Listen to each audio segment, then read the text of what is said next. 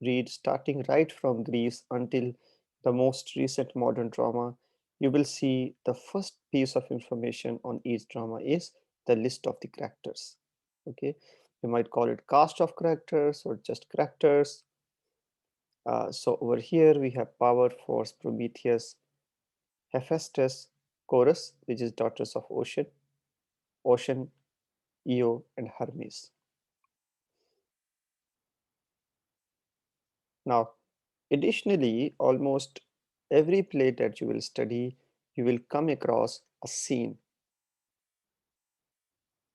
So a descriptive scene. Usually it is put in italics, as you can see it over here. So scene of this particular play is that of a mountainous ravine with cliffs rising steeply behind. Enter Power and Force holding Prometheus between them, followed by Hephaestus. They place Prometheus against the rocky wall.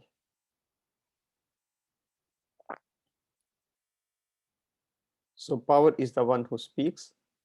We have come to a distant region of the earth, the Scythian wilderness where no mortal lives. Hephaestus, you are here to carry out the commands of Father Zeus against these rocks. High cliffs of fall harness this criminal in chains of adamant bonds he cannot break. It was the flower of your own craft he stole. Bright fire, the origin of every art, stole and handed to mortals. For this wrong he must pay the penalty the gods exact, so that he may learn to embrace the authority of Zeus and leave his human loving ways. So students, another thing that, as a kind of general comment on all Greek plays is that essentially Greek drama is considered to be poetry.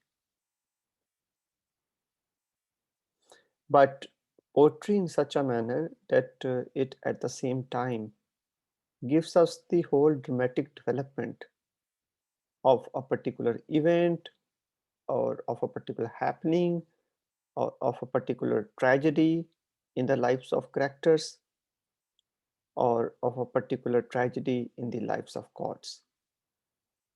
So you must have clearly noticed, I mean, it is obvious that the rhyme goes on, right? But then it is not that drama is written in rhyme form. Rather, it is rhyme which also has dramatic element in it. So you as you are, I'm sure, aware of the fact that poetry is the oldest form of art. So when we talk about the poetry in Greece, this is the poetry that we are reading right now. Okay, but it appears in the dramatic form. So this is the oldest form of poetry that we have in Greece. And this is the only form of poetry that we have in Greece, right? So the other developments like epic, right? Epic would also have dramatic and narrative element in it when we read it. Okay, so the other form of poetry which is non-dramatic or which is kind of lyrical, that came later. That is not essentially Greek form. So the Greek form of poetry is drama.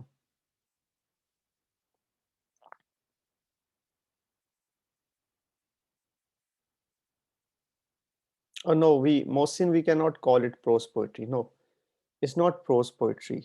You might call it dramatic poetry. Okay, it's not that. Is so the lines we just read, they are perfectly poetic rendition, rendering. They are perfectly poetic. We don't have any prose element attached to it, right?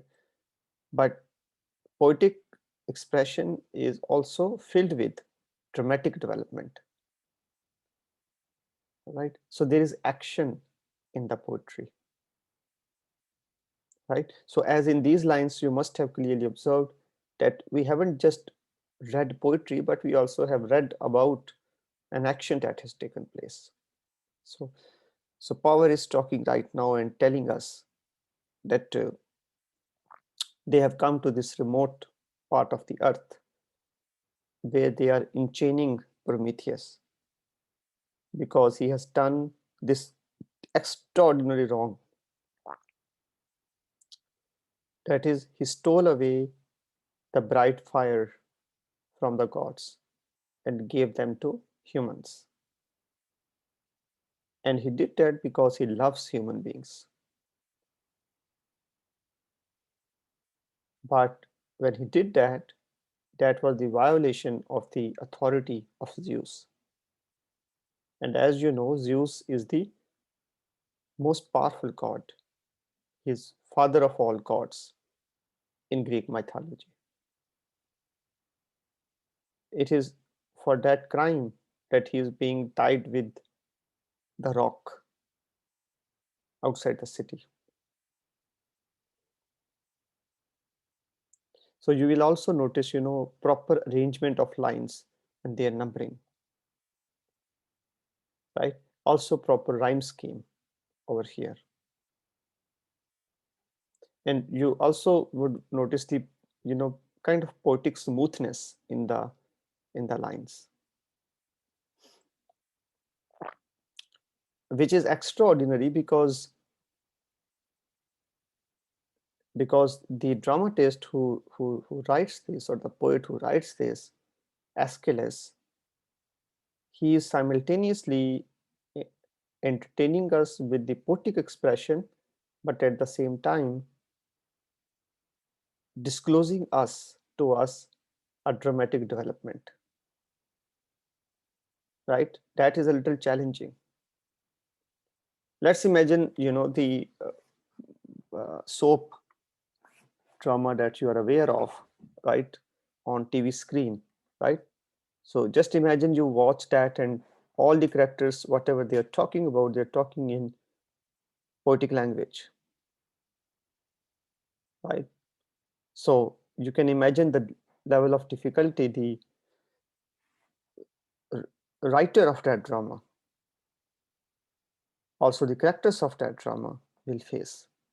So probably we would say that it is next to impossible to write that kind of drama these days and to perform that kind of drama these days where every dialogue is poetry, right?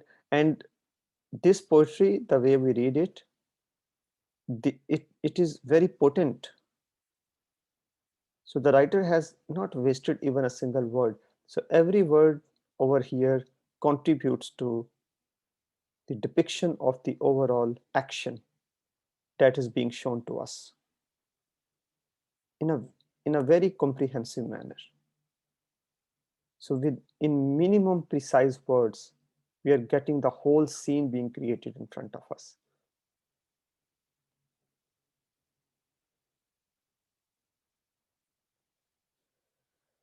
Okay, so Hephaestus responds, power and force, you have carried out completely what Zeus decreed. Decreed is ordered. Your part in this is done, but I can't bear to bind a god by force. So these footnotes, they are oftentimes very helpful. You should consult them, right? So this is explanation of Scythian 1. The Scythian territory extending north and east of the Black Sea would have suggested to the audience the far north of the unknown world, right? So that means that Prometheus has always been thrown out of the world, right? So this is about the fire. Hephaestus is closely identified with fire, and since he is the smith of the gods, fire is central to his craft, right? So we know the smith, the person who deals with iron and makes things out of iron. So Hephaestus is, god of smith, right? Therefore, the fire that Prometheus has stolen, in fact, has directly impacted Hephaestus uh, because fire was part of Hephaestus' business and his enterprise. So Sir, didn't Prometheus steal fire from Hephaestus' workshop? yes, he did. So that is true. Yeah, that is the understanding we have so far. So power and force, you have carried out completely what Zeus decreed. Your part in this is done, but I can't bear to bind a god by force, one of my family in this wintry chasm. And all the same, I am required to bear it. It is hard to set aside my father's words, right? So do you understand the reluctance that Hephaestus is facing right now? So what he is reluctant for? He is reluctant for, punishing. yes, good, for punishing Prometheus because he believes that Prometheus belongs to their own family, right? So they are all, gods to the same kind of tribe. They belong to the same tribe, um, uh, the tribe of gods, right? But at the same time, of course, he cannot go against the father's words, the words of Zeus. He turns to speak to Prometheus. Child of Themis who gives sound advice, your thoughts aim high against your will and mine. I'll pin you with bronze chains you can't undo on this crag far away from humankind, where you will neither see the forms of mortals nor hear their voices. Burnt by sun's bright fire, your skin will lose its bloom. You will be glad when night in spangled clothing hides the daylight. And again, when sun at dawn dispels the frost, always the burden of each moment's pain will wear you down. Your rescuer is not yet born, right? So, so Hephaestus is describing what is going to happen to Prometheus, right? So he will be far away from everybody, from the life, from human beings, and there is nobody who is going to help him. Okay, so students, you need to join me back. Okay, I'm ending this session. Please join me back.